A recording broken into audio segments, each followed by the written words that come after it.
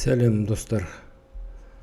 Бүгін мынау сағаттар туралы бір кішкентай бір өзім көзқарасын шолу жасап өтпекшімін. Қандай сағат тиімді, қандай сағат жақсы деген сұраққа енді қазір мынау неден бастайық? Мынау ақылды смарт деген сөз енді ақылды сағат. Ақылды сағат алдында мынау өзімнің жүрек соғысы, содан кейін күніге неше қадам жасадым, қанша жол жүрдім, енді сондай ақпараттарды жинайтын сондай өзінің несі бар, жөні бар. Біраз қолданып жүрдім, қанша түнде қанша ұйықтайтынымды мысалға бақылап отырады екен. Мысалға сен бір 7 сағат ұйықтасаң, бүгін сен бір 70% басқаларға қарағанда басқалардың ішінде 70%-ның ішіндесің, жақсы ұйықтағандардың деп сондай бір нелер береді, хабар береді.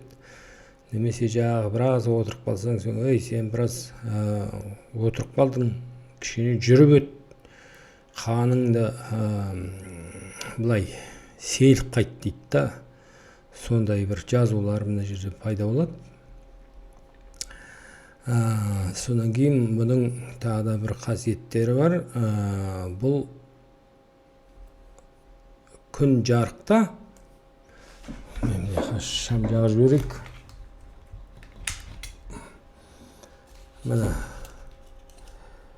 бұл әбден жарық болған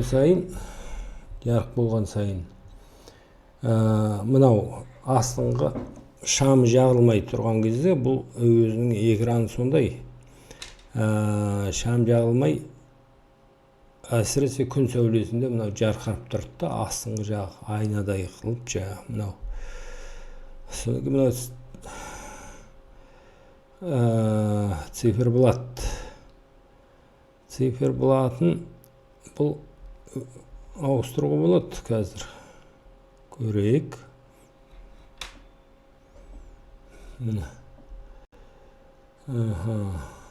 Көрейік.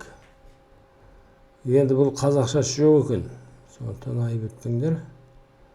Міне мынау өзі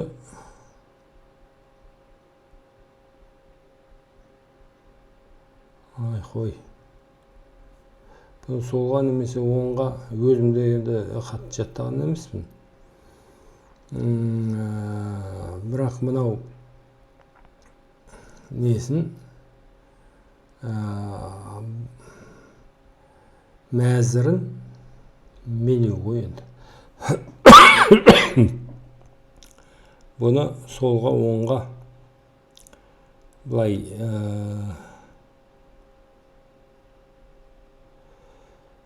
содан мынау несі сондай, езік дейді, езік деген тіл ғой енді. Енді біраз бақтаулар несі, мынау қазір біз таңдап аламыз. Қазір мынандай болатын болса, біз жағы неше түрлі, мысалға мынандай цифр түрінде керек болатын болса, ұнайтын болатын болса, соны алуға болады.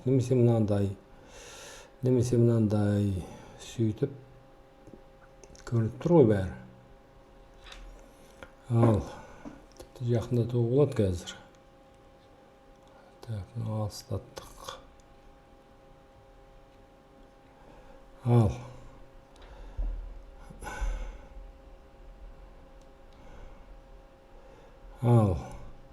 қазір мынаны ауыстырып алайық. Реті келіп тұрған кезде. Енді мынау неше түрлісін таңдап алуға болады да, көзіңе, өзіңе қолайлы деген сияқты. Енді әдемілеу деген сияқты. Мысалы ақ циферблат маңдайшасында. Мысалға мынандай қылайық. Мынау итті ал таңдап алдық. Еказ шығамыз. Мына жағында бір түймешесі бар, соны басып қалсақ, мен жаңағы циферблатына ауыстырдық. Сондай басқадай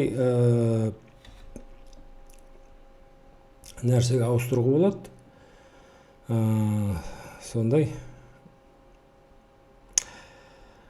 Бұл судан қорықпайды дейді.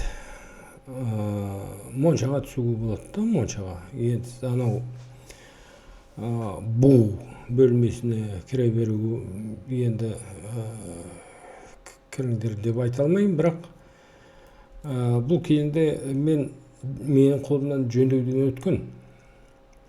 Бұны ашып, кішкене қыздырып та, мына жағын желімін жібітіп, содан кейін барып былай өшірін ашқам. Содан кейін ішіндегі жағын қуат қорамсағын ауыстырып, оны Алиэкспресстен жаздырып алып ауыстырғам. Мынау контактілер, бұл контактілер, мынау қайсысы, мынаусы плюс, мынаусы минус. Мынандай болып келеді, мынаның несі, өзінің ұясы. Мынаны былай.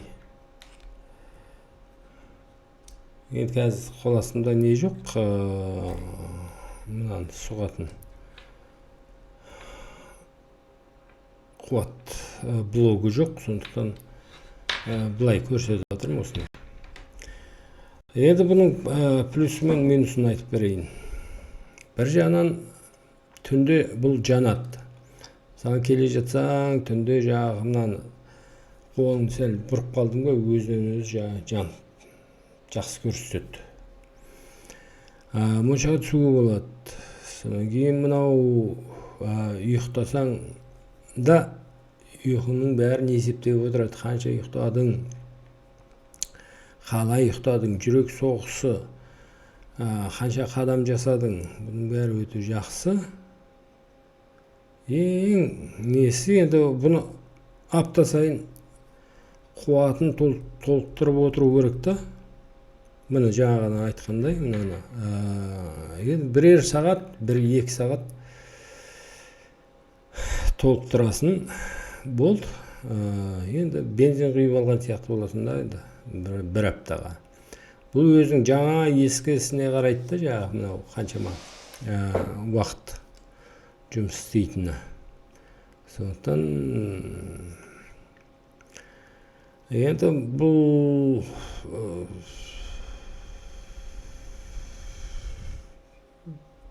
бұзылса деймін да, бұзылса. Бұл бұзылатын, енді мынау андай-мұндай мына бетін сырып жіберу, немесе жағы қолдан түсіріп алып, мынау шишасын сындырып алу, сол сияқты болады. Содан кейін ең несі, енді ішіне су кіріп кетуі де мүмкін.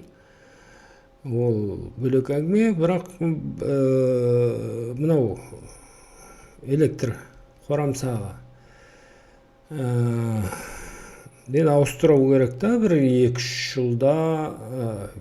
Анау бұл уақыт өткен сайын, мысалға жыл сайын бір 10 несі пайызын жоғалтып тұрады, сыйымдылығында, электр қуатын сыйымдылығы. Сондықтан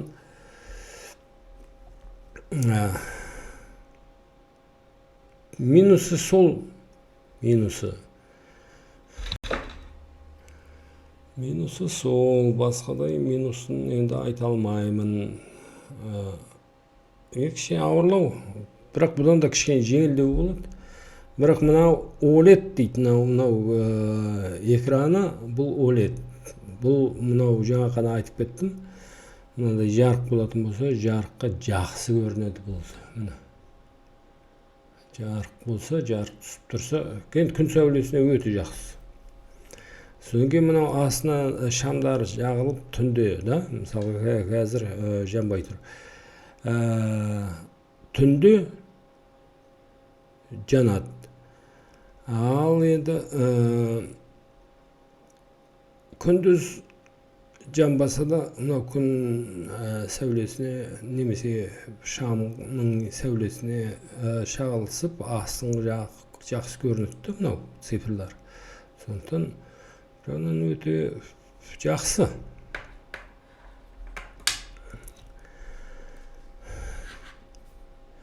Енді мынау мынандай электронды сағат, содан кейін мынау кварц сағаттары. Бұл екінші бөлімге қалдырайық әңгімемізді.